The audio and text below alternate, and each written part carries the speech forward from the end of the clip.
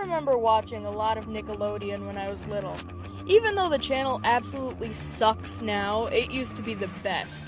They had great cartoon shows like SpongeBob SquarePants, Avatar, and the Fairly OddParents. But then there's Jimmy Neutron. I remember watching it, but truth be told, I remember almost nothing about it. It started as a terrifying advertisement for Lightwave 3D animation software. Hi, I'm Johnny Quasar. Then they made a TV pilot that didn't take off, and they made it into a movie, and the movie spawned a spin-off show. The Adventures of Jimmy Neutron, Boy Genius. It was about this kid named Jimmy Neutron who makes all sorts of inventions in his underground lab along with his robot dog Goddard, and his friends, Sheen, who is obsessed with a superhero called Ultralord and got an awful spin-off show, and Carl, who has asthma and loves llamas. Oh, and there's also Cindy. She's a girl, and that's about it. So as with every successful Nick cartoon, there were video games to capitalize on Jimmy Neutron's success. The early 2000s was a golden age for Nickelodeon games. So let's see if this one stacks up to the others. The Adventures of Jimmy Neutron, Boy Genius vs. Jimmy Negatron, a game I mentioned in my last video, was developed by All Games with rad game tools and published by THQ in 2002. It's based off of the TV show, but not on any particular episode, which all of the other Jimmy Neutron games were. We'll be looking at the PC version. There was also a version for the Game Boy Advance, which tries to do 3D platforming on a handheld game system that can't even handle Sonic the Hedgehog. Ambitious, but almost impossible. The PC version is not only the one I'm most familiar with, but it's also the best version of the game, which is why I'll be covering it in this review. So let's blast off into our review. Man, that pun was terrible.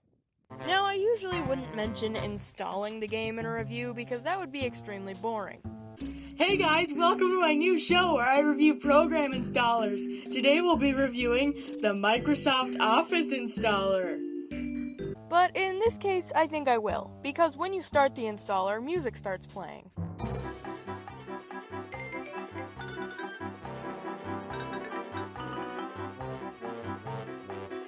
So if they found a way to make the installer less boring, maybe they did a good job on the game. So we start the game and... For here, we have a replica of the first... What the freaking heck? You didn't even have to release this game until after the show came out. Why didn't you put any effort into the graphics? Even for 2002, this is unacceptable. Let's check out some other games from 2002. Animal Crossing, which was technically released in 2000. Better graphics. Super Mario Sunshine, better graphics. Harry Potter and the Chamber of Secrets, all with better looking graphics. And this game doesn't even have any graphics settings. It can only play at 640 by 480 resolution with low quality textures. I'd rather take Jimmy Quasar over this. Johnny Quasar. And the lip sync, oh my gosh. Just watch this clip. What? Where am I? Hey, who are you? Get me out of this! What? You look like me, but you're wearing a fake beard. This is the absolute worst.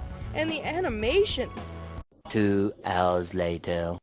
Anyway, Jimmy is on a field trip to the museum with his class. He starts talking to himself about how this is the second time they've been to the museum in a year, and that nothing ever changes. Can't anything ever be different? Oh, but it can be. Oh, well, hello, narrator. We cut to another dimension where we randomly see an evil version of Jimmy Neutron, Jimmy Negatron. They don't even mention why he exists or why he's evil, he's just kinda there. That was really stupid plot setup, game. Try a little harder next time. Anyways, he plans on kidnapping Jimmy Neutron by waiting for him to activate an invention and then locking on to the signal. Because that's how science works. Okay, I shouldn't really be judging the scientific realism of Jimmy Neutron. I mean, later in the game we discovered the ruins of Atlantis. But, whatever. Anyways, Negatron also seems to have a robot named Herman who sounds like Arnold Schwarzenegger and is also pretty stupid. The Terminator! Back to Neutron's dimension, where Cindy is talking to Jimmy about how ingenious Einstein's theory of time travel was. Yeah, sure. Everyone knows about that one. Jimmy then proceeds to tamper with a museum exhibit to show Cindy that he figured out how to travel through time. But Negatron captures Jimmy and his robot dog, Goddard, in a cage, and explains his plan in a way that only awkward voice acting can pull off. I'm going to take your place in your world and change it just for fun, okay? I know that Negatron was supposed to sound like he was talking down to Jimmy, but it just sounded weird. Negatron then goes back to the museum in Jimmy's dimension and poisons Cindy with the evil version of Purple Flurp, Black Flurp. Let's just ignore the question of how he made the Black Flurp so quickly and... Okay, let's stop switching back and forth between dimensions so much. Jimmy tricks Herman into thinking that he's Negatron, so Herman lets him out. We take control and... Oh my gosh, I think that this is the clunkiest control scheme I have ever had to work with.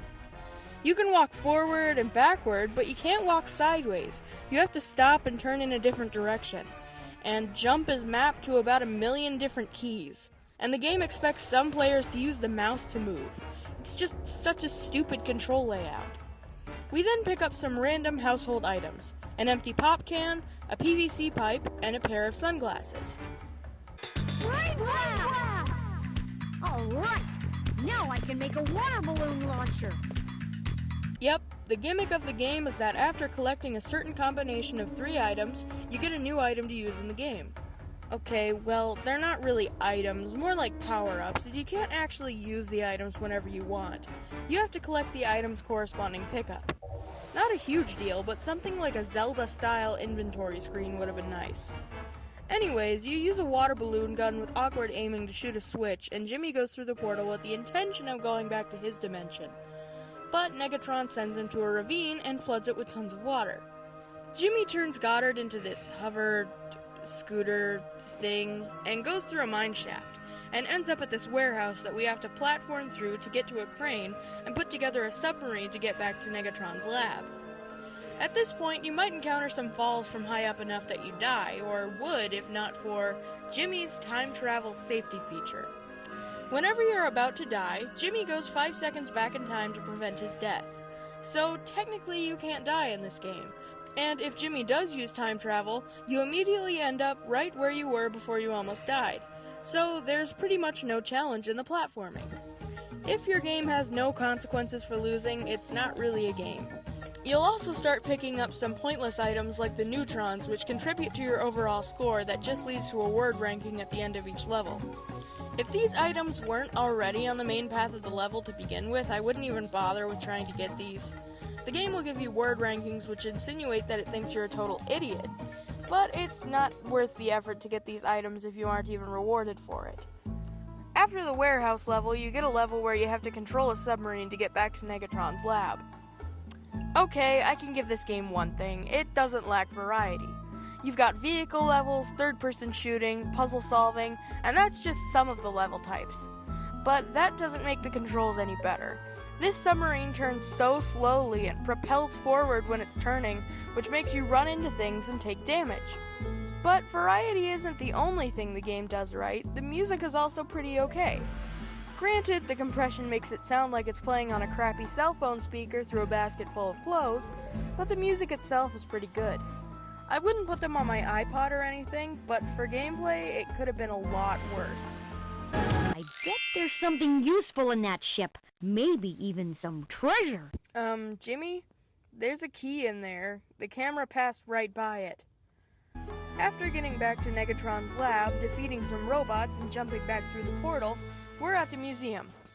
Meanwhile, Herman the robot figures things out and teleports in the most epic way imaginable.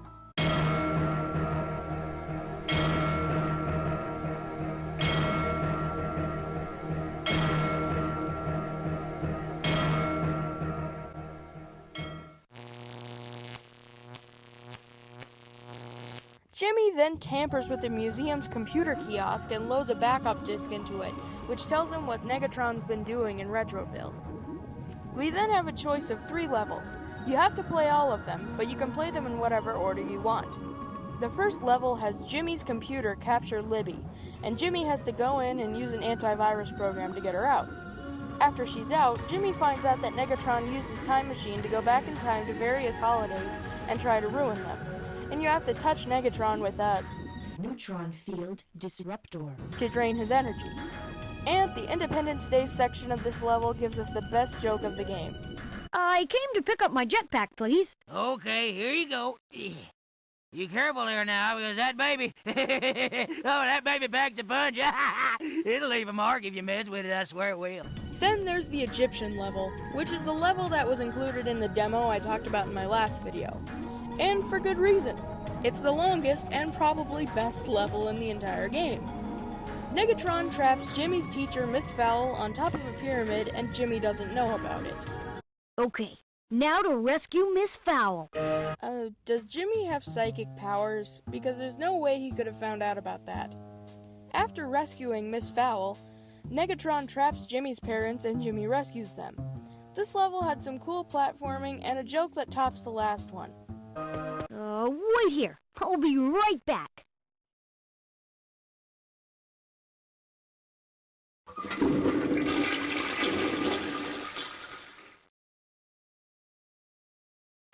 Much better. Now let's go.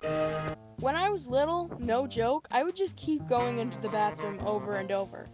My 4-year-old brain just found that hilarious.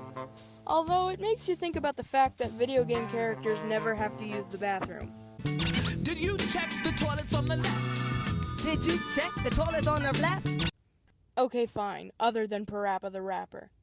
And since I mentioned demos, this game comes with a demo for SpongeBob SquarePants, Employee of the Month.